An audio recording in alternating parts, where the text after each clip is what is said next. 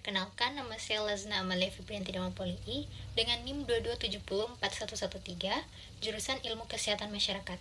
Video kali ini saya akan mempresentasikan topik penyakit tropis di Indonesia dan salah satu penyakit tropis di Indonesia. Yang pertama, ada perkembangan penyakit tropis di Indonesia. Penyakit tropis adalah penyakit yang lebih sering terjadi di daerah beriklim tropis dan subtropis seperti Indonesia. Keadaan ini bisa terjadi karena virus, bakteri, atau parasit. Penyakit tropis bisa juga menebar lewat kontak langsung sama orang yang terkena, sumber air dan makanan yang tercemar, atau agen pembawa bakteri dari orang dan hewan yang terkena, misalkan nyamuk. Komitmen Indonesia untuk mensejahterakan masyarakat melalui pencapaian target dalam Sustainable Development Goals atau disingkat dengan SDG 2030, yaitu mengakhiri epidemi malaria, AIDS, tuberkulosis, dan hepatitis. Selanjutnya, kita masuk pada salah satu penyakit tropis di Indonesia, yaitu penyakit malaria. Penyebab penyakit malaria ini disebabkan oleh parasit Plasmodium yang disebarkan oleh nyamuk Anopheles betina. Selesai nyamuk ini menggigit Anda, parasit yang dibawa dapat alami perkembangan di hati, lantas masuk saluran darah serta mengkontaminasi sel darah merah. Gejala dari penyakit malaria ini yang pertama adalah demam, panas dingin, perasaan tidak nyaman secara umum, sakit kepala, mual, dan muntah, diare, sakit perut, nyeri otot atau sendi, kelelahan, pernapasan cepat, detak jantung cepat, batuk. Ada beberapa orang yang mengidap penyakit ini mengalami siklus serangan malaria. Serangan malaria dimulai dengan meriang dan menggigil, diikuti demam tinggi, diikuti dengan berkeringat dan kembali ke suhu normal. Tanda dan gejala biasanya mulai muncul dalam beberapa minggu setelah nyamuk yang terinfeksi menggigit.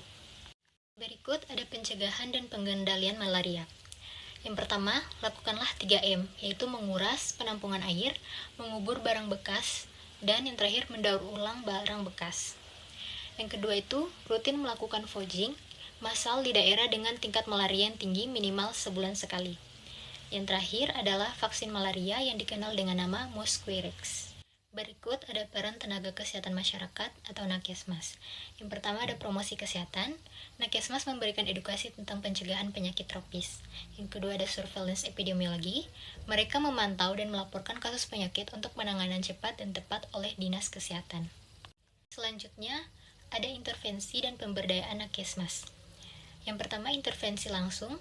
Itu distribusi obat-obatan seperti obat cacing dan ikut serta dalam imunisasi untuk penyakit tropis.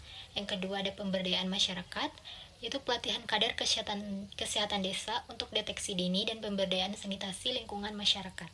Berikutnya ada strategi nasional untuk pengendalian penyakit tropis. Yang pertama vaksinasi, yaitu pemberian imunisasi sebagai perlindungan efektif terhadap beberapa penyakit tropis. Yang kedua ada peningkatan sanitasi, perbaikan fasilitas air bersih dan pengelolaan limbah untuk menurunkan risiko penyakit. Yang ketiga ada edukasi masyarakat, peningkatan kesadaran masyarakat melalui kampanye dan pelatihan pencegahan penyakit. Yang keempat adalah penguatan surveillance, pemantauan kasus secara aktif untuk respons cepat dan terkoordinasi.